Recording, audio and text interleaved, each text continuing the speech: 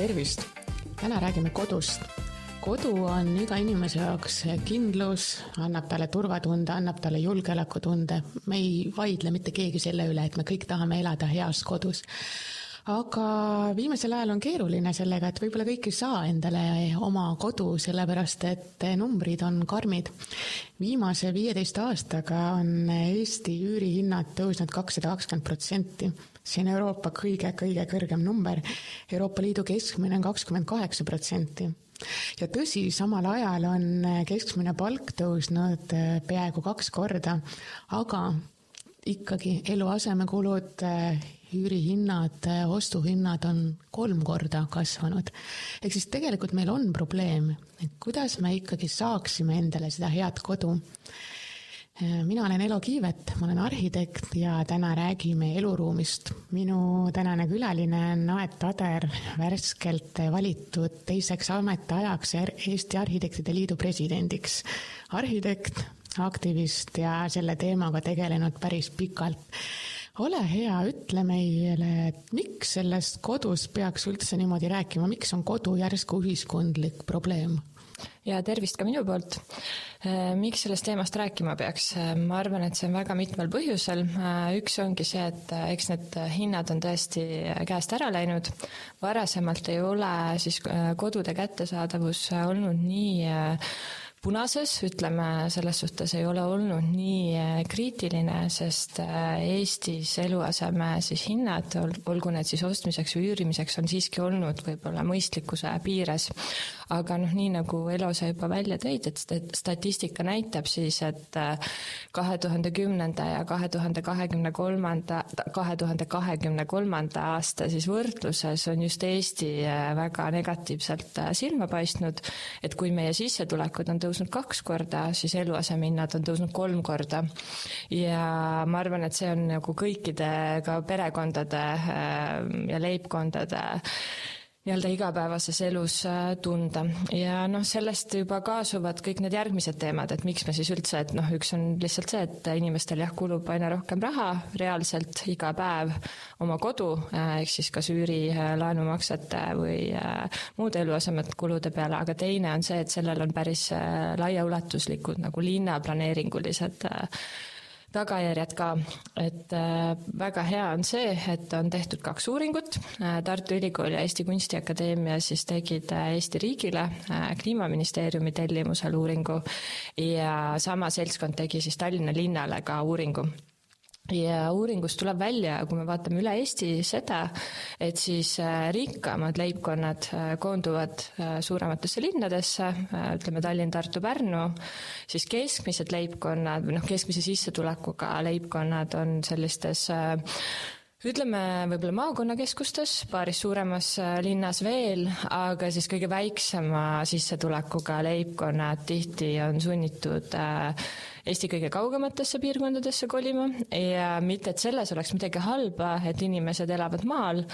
Maal elada on, ma arvan, väga õige ja tore, aga me peaksime nagu riigina seisma selle eest, et igasuguse sissetulekuga inimesed elaksid igal pool, mis tähendab seda, et tõesti siin mõni arendaja on öelnud ka, et ma tahaks, et minu barista elab minuga samas piirkonnas või samas kvartalis, et see, kelle käest ma hommikul nagu kohvi ostan või lõpuks see, kes õhtul seda kohvikut koristab, saaks elada seal samas kohas ja täna on see probleem, et see pigem nii ei ole ja eks siin see kõige suurem valupunkt siis ongi Tallinn, võib-olla Tartu, Pärnu ja see segregatsioon siis võib ka toimuda nende linnade sees, et see Tallinna uuring tegelikult näitaski seda, et kõige kättesaadavam on siis Lasnamägi,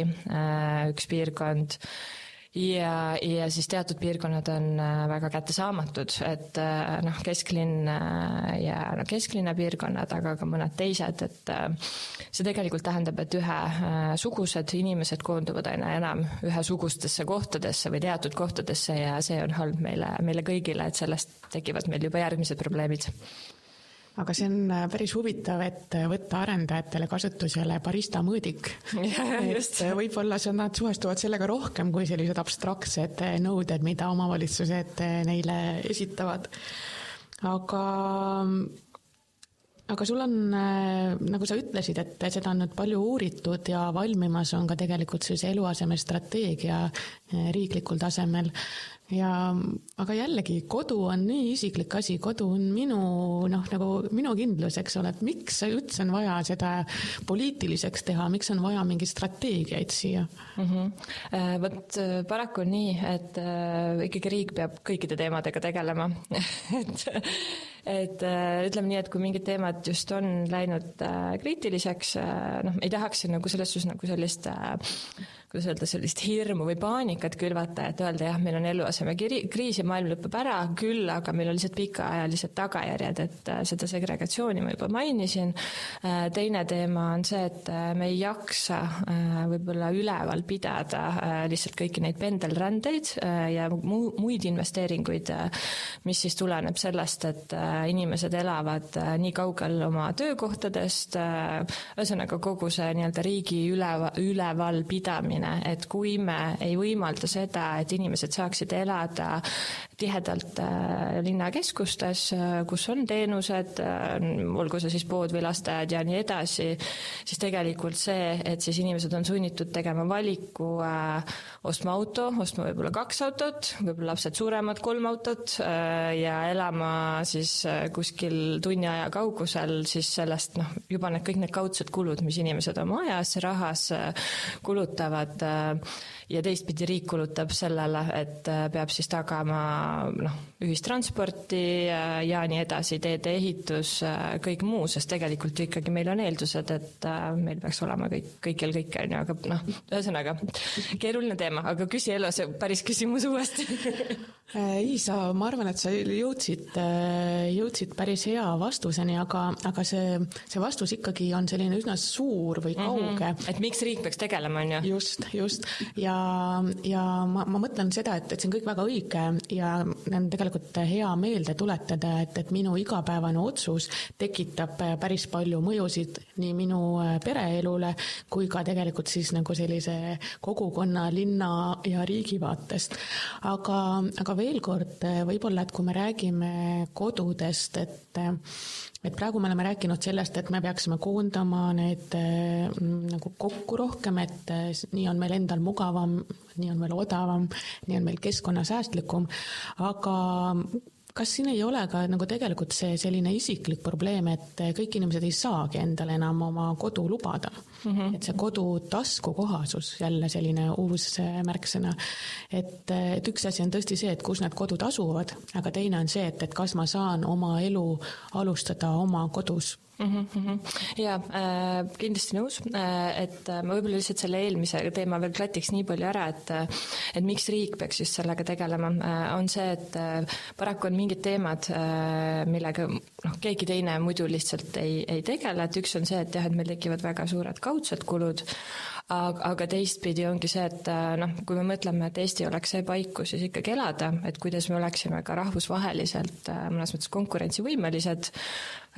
kuidas ka Eesti inimesed ise tunneksid, et riik päriselt hoolib nendest, et nad tõesti tunnevad, et see on see koht, kuhu ma panustan ja kus ma olen, siis ma arvan, et see mõnes mõttes ka see eluase on väga tugev komponent sellises õnnelikkuse indeksis, et kuna see Elo just ütles, et sa homme lähed Soome, siis ma arvan, et sealt on päris häid paralleele tuua, et kuidas see, kui riik oma kodanikest hoolib ja kui see jõuab tegelikult täitsa sellele isiklikule tasandile, et ma tunnen, et mul on mingisugune turvavõrk ja turvavõrk ka selles suhtes, et ma ei tea, kui ma kaotan töö või kui ma üldse mõtlen, et kas ma saan lapsi, sest et mis siis, kui mul mingil hetkel on mingi tõesti auk näiteks 2 töökoha vahel või nii, kas ma teen üldse neid otsuseid, et täpselt see sama iibepoliitika on nagu väga tugevalt sellega seotud, kui meil seda turvavõrku ei ole ja miks siis Soome näitena tuua, et mina ikkagi tooks või tõmbaks sellise ülitugeva paralleeli siis sellega, et Soome on üks kõige õnnelikumaid riike, kuigi soomlased ise pärast kohe ütlesid, mis asja on ju. aga Soome on 75 aastat selle teemaga tegelenud ja ma arvan, see, et kui kõikidel inimestel on tunne, et ka siis, kui mul mingil hetkel asjad lähevad halvasti või lihtsalt ma olen noor ja tulen ülikoolist, siis see on see riik, kus ma tahan elada ja mul on ikkagi hea olla, et ühesõnaga riik peab sellega tegelema, aga nüüd järgmiseks vastuseks siis sellele, et tõesti me oleme selles suhtes liikumas ise sinna Lääne-Euroopasse, et kodu võib-olla ostmine ei peagi olema alati kohe see ainuvalik. Me oleme küll tulnud siis 90-ndatel siis sellest tagastamise ja erastamise maailmast, mis tähendab seda, et põhimõtteliselt praktiliselt kõik elukinnisvara siis kas tagastati või erastati, ehk siis meil sellist üürikinnisvara oli äärmiselt vähe, aga seoses jällegi nende samade elukinnisvara hindade tõusuga me oleme paratamatult jõudmas teiste Lääne-Euroopa riikide sekka. Aga mis meid siis nüüd eristab, on see, et teised Lääne-Euroopa riigid, olles selle eluaseme kättesaadavusega juba tegelenud, nende on seda üürikinnisvara või siis üüri ja osta omamise vahevorme väga palju, et see palett on lihtsalt nii palju laiem, mis tõesti tekitab ka jälle inimestes sellise tunde, et mul on nagu võimalusi valida, millist teed ma lähen. Aga Eestis, kuna me tuleme nagu ühest väga konkreetsest mudelist, mis on pigem see ostmise mudel, see kindlustunne, et siis mul on see kodu olemas,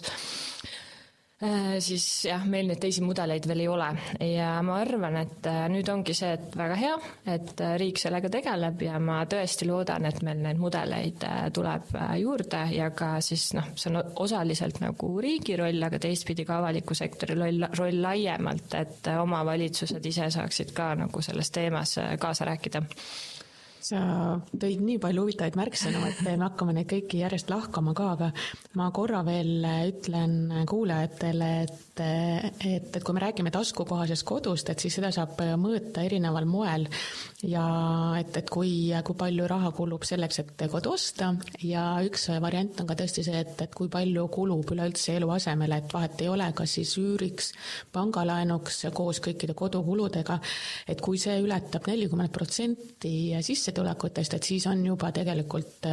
kodu ei ole enam taskukohane ja Eestis on näha, et järjest rohkem neid inimesi on, kellele see taskukohasus tekitab probleeme ja eluasemekulud on liiga suur osa nende sissetulekutest. Et see on selline matemaatiline võrrand, aga tõesti, nagu sa ütlesid, et see mõjutab nii paljusid erinevaid asju. Ja Soome tõid sa väga hästi jälle siia sisse, sest ma oleks tahtnud kohe järgmine küsida sinu käest Soomest. Soome on arhitektide ja linnaplaneerijate jaoks juba pikka aega olnud see eeskuju ja peaaegu ikka väga paljudes teemades, aga kui me räägime nüüd eluasemetest ja sellest kodu taskukohasusest, et siis miks Soome on nii hea näide? No vot Soome meiega võrreldes on täielik utoopia, et selles suhtes siin erinevates diskussioonides ka, ma arvan, me ei saagi neid üks-ühele võrrelda, küll aga me kindlasti saame väga tugevalt inspireeruda, et ütleme nii, et 75 aastat on lihtsalt päris korralik nagu hüpe ajas edasi, äkki me ka 75 aasta pärast oleme vähemalt teel sinna, on ju.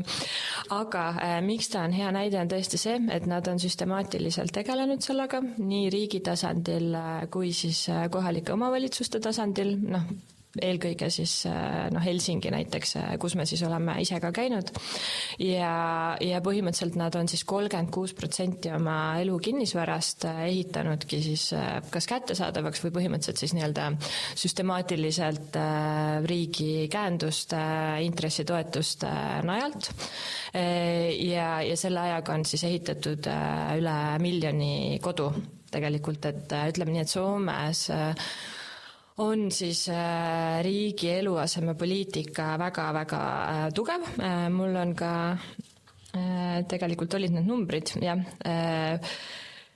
Nad on 2025 aastal oli 3% riigieelarvest oli siis eluaseme teemadele ja see oli siis umbes 2,25 miljardit. Et see on selles suhtes mingi täielik kosmos. Ma arvan, meie võrreldes. Me oleme siin nulli peal suhteliselt, et selles suhtes meil ei olegi, me ei saa nagu võrreldamatut, aga me saame inspireeruda. ja nad on tõesti süstemaatiliselt tegelenud, et neil on siis riigi nagu eluaseme, kuidas öelda, institutsioon, varasemalt oli selle nimi ARA, nüüd on selle nimi Varke, see on Kliimaministeeriumi all ja see siis riiklik üksus tegeleb kogu selle eluaseme poliitika rakendamisega, mis ei tähenda, et see oleks ainuke, siis ongi järgmine on see kohalike omavalitsuste tasand ja mis mind Helsingis väga inspireeris, käisime siis Helsingi linnaplaneerimise ametis ja üldse nagu Helsingi linnavalitsuses, et ka linna tasandil nad siis teevad igaks 4 aastaks, see on siis volikogu ja linnavalitsuse nii-öelda valitsemisperiood, nad alati iga 4 aasta tagant uuendavad oma siis eluaseme dokumenti, strateegiat ja samal ajal seiravad seda. Et see tundus ka nagu väga tihedalt ja mõttekalt läbi tehtud, et väga hea, meil on see dokument, iga 4 aasta tagant vaatame üle, vaatame, mis toimib ja Helsingi siis eesmärk on olnud 1500 uudkodu aastas. Aga pean ka ütlema, et seal on ka eks neid poliitilisi muutuseid on olnud, et praegu pigem on olnud suund, kuna Soome majandusel läheb kehvasti ja ka võib-olla poliitiline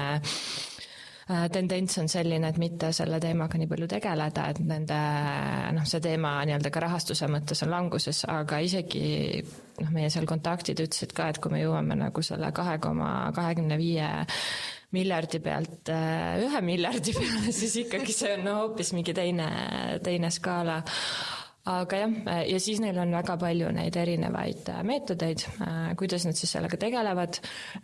Oleme siin arhitektid, linnaplaneerijad, minu jaoks kõige inspireerivam oligi see, et kui nad ühte oma linna osa planeerivad, siis nad juba planeerivadki sinna sisse erinevad eluaseme mudelid, mis tähendab seda, et nad a priori tegelevad selle segregatsiooni vältimisega, et see on läbi mõeldud, et sinna tuleksidki erinevad elanikud, siis ühes kvartalis on nii tavalisi nii-öelda turuhinnaga müügikortereid, turuhinnaga üürikortereid, aga lisaks siis seal on igasugused need vahevormid, see ASO või HASO ehk siis asumisõigus, see, et maksad 15% sisse, siis sul on põhimõtteliselt lõpmatu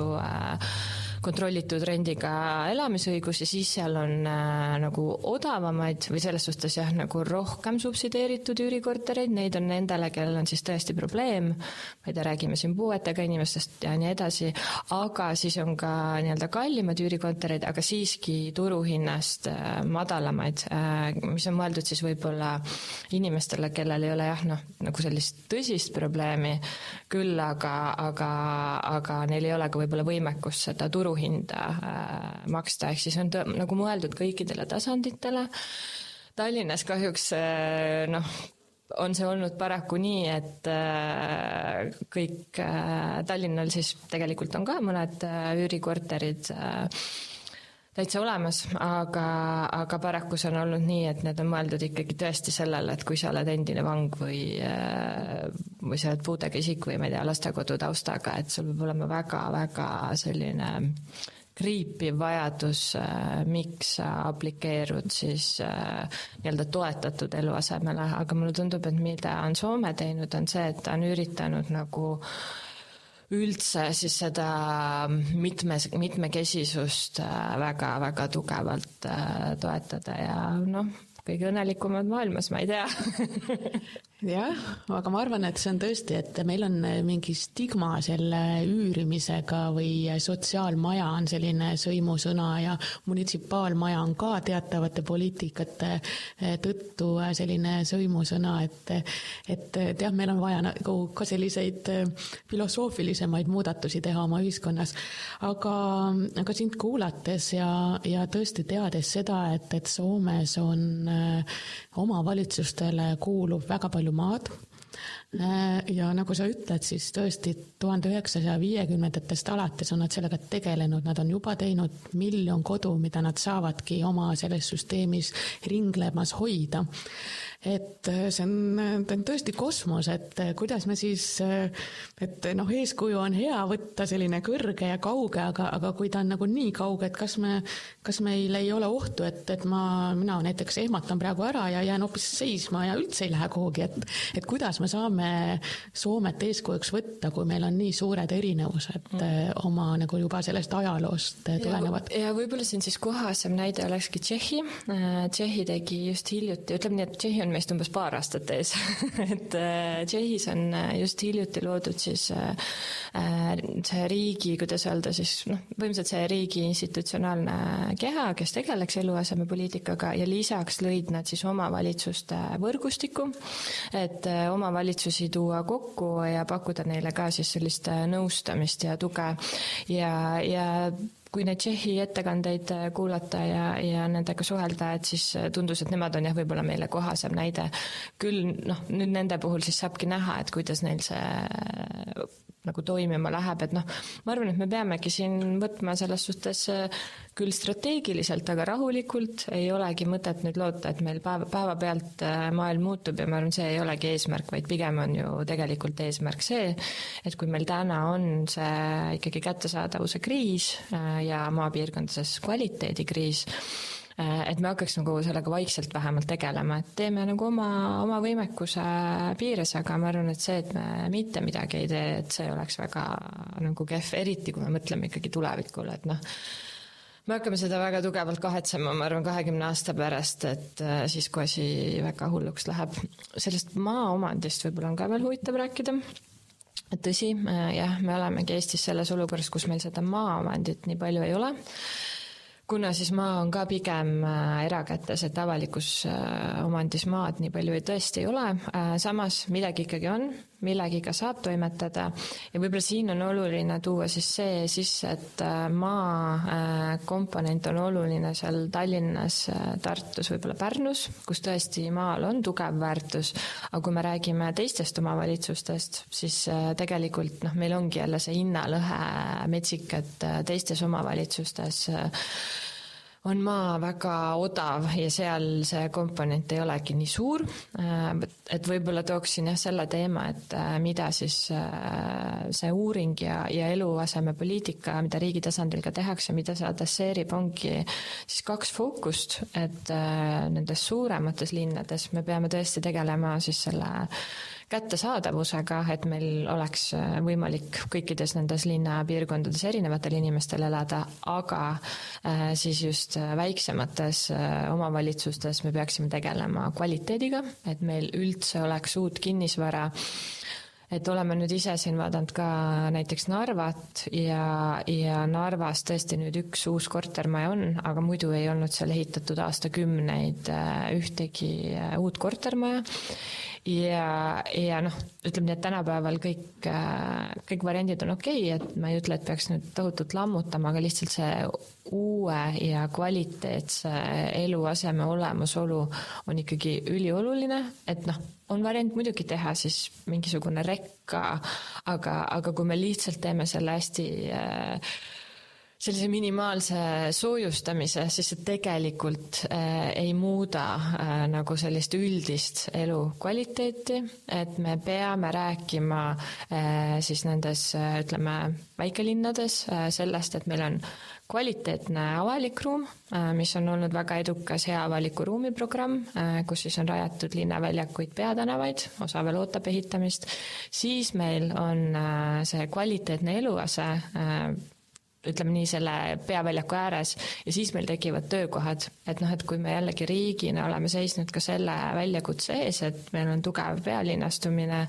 ja miks meil ei ole piisavalt majandust ja töökohti teistes omavalitsustes, see tegelikult on jälle see muna ja kana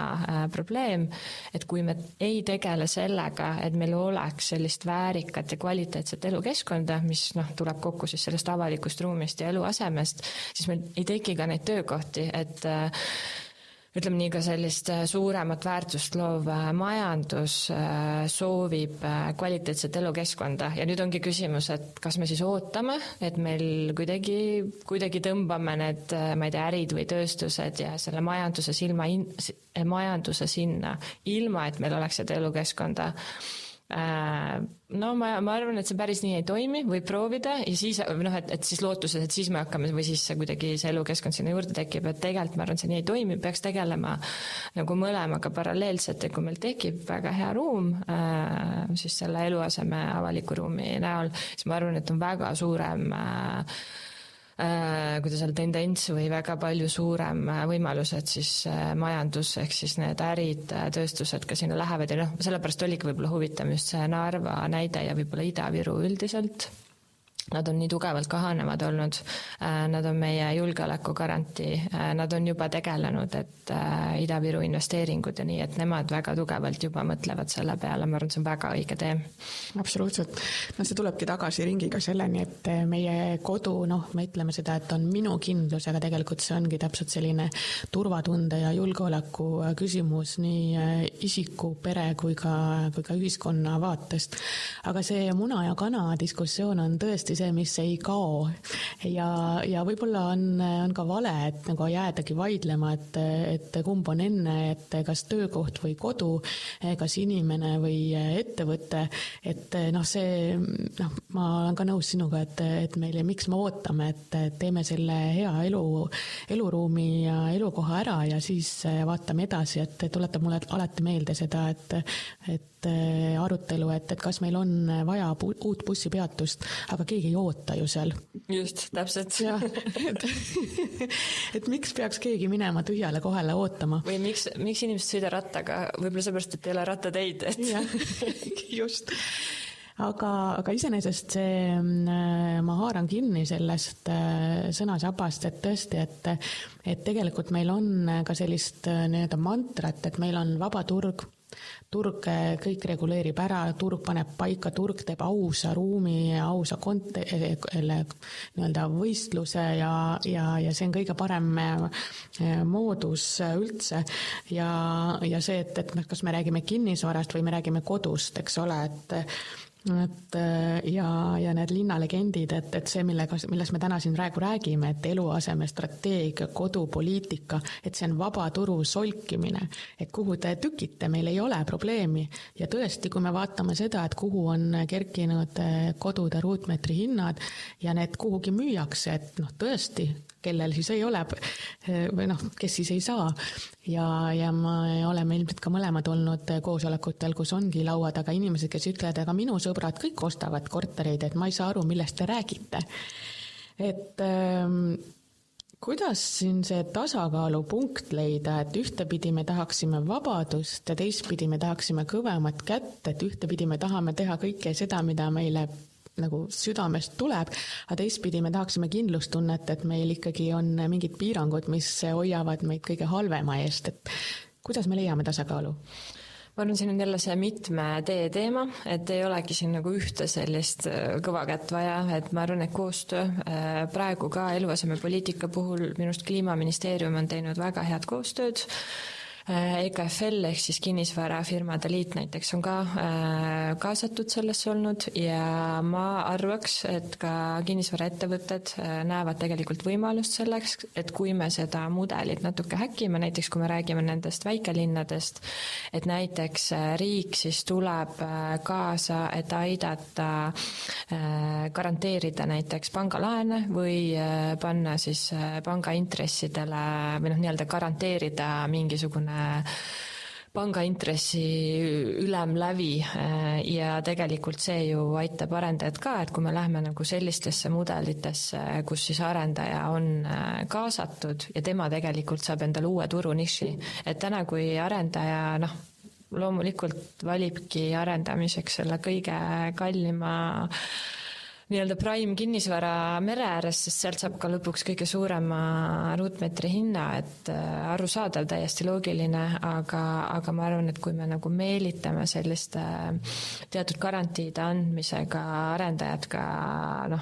nii-öelda sellesse, kus Excel veel nii hästi kokku ei tule sellistesse piirkondadesse, et ma arvan, et see on nagu üks vahetee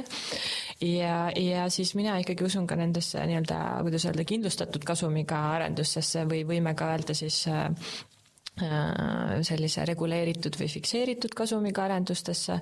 Vähemalt teised riigid on rääkinud, et siis nagu teatud tüüpi arendaja, kes tahabki sellist nagu kindlat viisi, et ta teab, et kui tal on näiteks omavalitsuse poolt andnud maa ja ta läheb sinna arendusse sisse, kus talle lubatakse teatud fikseeritud kasumit, ma ei tea, olgu see 5 või 7%,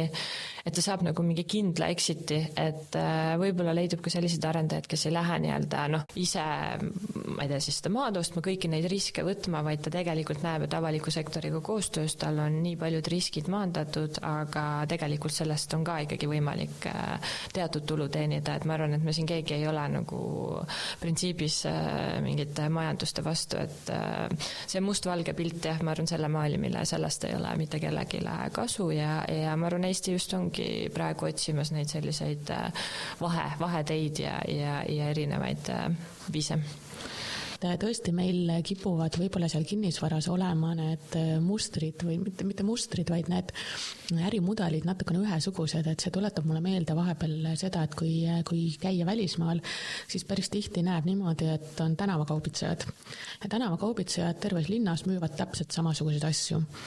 Ja ühel läheb hästi müük, siis teine võtab selle sama asja ja müüb seda ja lõpuks nad kõik kaotavad sellest, sest neil on kõigil täpselt samad riskid ja täpselt samad sihtrühmad. Ja kinnisvaras mulle tundub tõesti, et nagu sa mainisid, et sellist lihtsat viisi tahetakse rohkem teha, aga sellist mitmekesisust on vähe. Aga mis seda pilti teeks mitmekesisemaks, et sa enne mainisid, et Eestis ei ole mudeleid. Mudel on jälle niisugune võõras sõna, et mis siis mudelid on veel olemas peale ostmise või üürimise? No ma arvan, et meile väga reaalselt võikski tulla siis nii-öelda selline riigi garantiide mudel. Ma arvan, et see on väga reaalne, et EIS siis garanteeriks põhimõtteliselt arendajale kas maapiirkondades või nii-öelda väikelinnades seda sissemakset, kõik see, millest ma juba rääkisin. Praegu on ka, ma saan aru, Kliimaministeeriumi läbirääkimised Euroopa Investeerimispangaga, et nii-öelda meil tuleks selleks ka katet. Teised mudelid, mida minust nii palju veel ei ole rajamas või rajatamas, on siis seesama asumisõiguse mudel, mis tegelikult tähendab ikkagi seda, et sul tekib selline kinnisvaraettevõte, kes omab suurt portfelli, aga ta mitte ei müü neid, vaid ta siis müübki nii-öelda seda asumisõigust, seda sissemakset ja siis seda stabiilset renti, mis on nagu sellisest tavalisest üüri kinnisvarast kindlam, rohkem võib-olla garantiisid pakkuv variant tavakodanikule. Ja võib-olla kolmandana on siis natuke võib-olla üle romantiseeritud kooperatiivide mudel, mis maailmas võib-olla see ei ole romantiseeritud, Eestis on vastupidi, et me oleme seda niimoodi, me oma värske mineviku tõttu niimoodi hirmutab meid see sõna kollektiivne, kooperatiiv, et ei taha. Vot see on, minu siin ongi täpselt nii, et vanemale generatsioonile see on hirmutav ja siis noortele see on niimoodi, et lähevad silmad särama, et nemad on kõik nii, et sellises eluviisis ma tahakski elada. Aga jah, et see ei ole võib-olla valdav mudel üheski riigis, et võib-olla siin ka, kui tuua näiteks Saksamaa näiteid, neil on neid või Austria, et neil on neid kooperatiive, mis siis said alguse rohkem 100 aastat tagasi, need tänaseni eksisteerivad, aga see mudel kogu eluasemest on kuni 10%, ehk siis see on ikkagi mingisugune nišimudel, võib-olla siin ka kuulajatele ära kirjeldada, et mis see siis on, see oli esimese vabariigi ajal ka Eestis täiesti olemasolev mudel, mida siis esimese vabariigi ajal tehti, oli see, et oli jällegi avalikus omandis maa. Kui me mõtleme siin näiteks Veerenni kodupargi ümbrusele, mõtleme siin Pelgulinna ja muudele sellistele kohtadele, et siis linnal oli maad, ta pakkus seda siis kooperatiividele, kooperatiiv oli siis või ühistu oli siis teatud, ma ei tea, töötajate või lihtsalt seltskonna selline vorm, kes tulid kokku ja põhimõtteliselt ise arendasid, aga mida tegi siis Riigipank? Riigipank andis soodsat eluasemelaenu nendele kooperatiividele. jällegi 2 meedet on ju, maa, mis tuli linnalt ja siis selge tollal soodsa finantsinstrumendina siis riigilaen, et ja loodi päris kvaliteetset arhitektuuri, ma arvan, et see on see, mis meid nagu võib-olla siiamaani ikkagi nagu romantiline, sest et valiti parimad arhitektid ja tegelikult kohati siis näiteks Johanson ja Habermann, nad olid ju ka lõpuks linnapalgal, et ma ei tea, see tänases kontekstis tundubki selline väga huvitav mudel, et jääb nagu segaseks, et kas nad tegid seda nagu oma nii-öelda tänases mõistes ettevõtte laualt või nad tegid nagu linna laualt, et päris korralikult palju selliseid hooneid, aga skaala on hästi paigas, nad on pigem sellised mõnusa elukeskkonnaga ja ka tänapäeval väga hinnas. See on tõesti selline arhitektuuri ajaloo põige, kus ärme sinna mine, see on väga põnev, aga lihtsalt tõesti on ta hea meeldetuletus sellepärast, et seda hirmsat kohta võib minna Tallinnas vaatama. On Raua tänaval, on Kreutzwaldi tänaval, on oma kolle seal Põhja-Tallinnas ja need on tõesti sellised, mis täna ilmselt sealt keegi hea uskselt nagu ära ei kipu minema, vaid pigem sinna trükitakse elama, et ei ole midagi hirmsat selles kollektiivses, kooperatiivses elamises. Aga korra veel tahaksin hüpata hoopis kaugemale, et me käisime natukene Soomes, natukene Tšehhis, aga käime Veneetsias ka. Et 2023 oli Veneetsia arhitektuuribiennaalil sinu teos. Koos kolleegidega tegite siis installatsiooni või siis näituse või kuidas selle nimi on, nimega Kodupeatus. Ja see tegeles ka juba siis toona 2021 ja sellega alustasid ettevalmistustega sellise kodu teemaga. Ja mina küll mäletan, et see oli toona ikka selline nagu midagi uut, midagi teistmoodi, et justkui nagu esimene pääsukene, kes seda teemat hakkas nagu käsitlema või üldse nagu rääkima, et kas sellest peaks rääkima või peaks seda riik sinna appi tulema. Et räägi natuke sellest Veneetsias ka meile. Ja vot see sai tehtud toona täitsa kunstilises võtmes, et eile ka oli siis Eesti paviljoni avamine kunstibiennaalil, et Veneetsia on selline väga rikas formaat, kus siis kõik riigid, ütleme peaaegu kõik maailma riigid osalevad ja kõik panevad midagi välja. Ja nii kunstibiennaalil kui arhitektuuribiennaalil pigem tahetakse olla seal sellised natuke võib-olla provokatiivsed, teistmoodi eristuda ja meie tunne oli siis see, et jah, me tahaksime tegeleda selle eluaseme kriisi teemaga, mis on rahvusvaheliselt väga teema igal pool, aga kuidas me teeks seda nii, et me ei tee sellist planšetti näitust ja et kes see ikka jaksab, et Veneetsia, kus sul on kõike nii palju, kõik riigid, see on nagu selline peaaegu, et mess, aga natuke kunstilisemas võtmes ja siis me palusime siis Eesti etenduskunstnikke sellisele pikaajalisele teosele, et nad tulekski oma kodupeatusesse Veneetsiasse elama, siis umbes 6 aega erinevad etenduskunstnikud elasid ühes Veneetsia korteris ja miks see teema Veneetsias tundus aktuaalne on just see, et Veneetsias on see ületuristiseeritus, see linn on selles suhtes päris keerulises seisus, et jällegi ka seal neid päris koduelanikke jääb aina vähemaks, natuke võib-olla paralleelid siin meie vanalinnadega, et kui kõik on selline Airbnb ja lühiajalise rendi survel, siis lihtsalt see kodukinnisvara hind on nii käest ära läinud ja ei jää ka võib-olla üldse võimalust endal kohalikel seal elada. Aga ühesõnaga, mis meie tegime, oli siis see, et selle asemel, et tulla nagu planšetinäitusele, siis kõigepealt me palusime uksel külastajatel allkirjastada lühiajalise rendilepingu, siis nad said tulla külla siis etenduskunstnikule ja etenduskunstnik siis tegi seal oma päevarutiini, aga see kõik oli selle kodude kättesaadavuse teemaga ka kuidagi seotud, et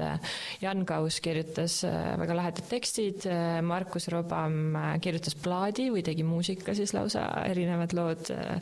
sellel teemal ja Keiti Kuuspuu ja Liisa Saaremäel lavastasid, Kairi Mändla aitas kujundusega ja nii edasi, et oli väga selline lõbus projekt ka. Aga väga huvitav tõesti, et selline intiimse ja ühise ruumi põrkumine, et kodu on väga isiklik, eks ole, ja nüüd sa lähed kellegi juurde, kes seal parasjagu elab ka. Ma saan aru, et ta seal vahepeal küpsetas ja vahepeal koristas ja kõike muud. No kõige ekstreemsemist oli see, et ühe etendajaga käis keegi koos duši all. Sa oled ühes intervjuus öelnud, et sinu jaoks oli 25 ruutu täiesti piisav. Täna elad sa laiemalt, sest sul on 2 last, aga ühel hetkel, kui lapsed elavad oma elu, et siis vana inimesena võiksid sa uuesti minna siis tagasi selle 25 ruudule. Et kuidas üldse see noore inimese ja kodu,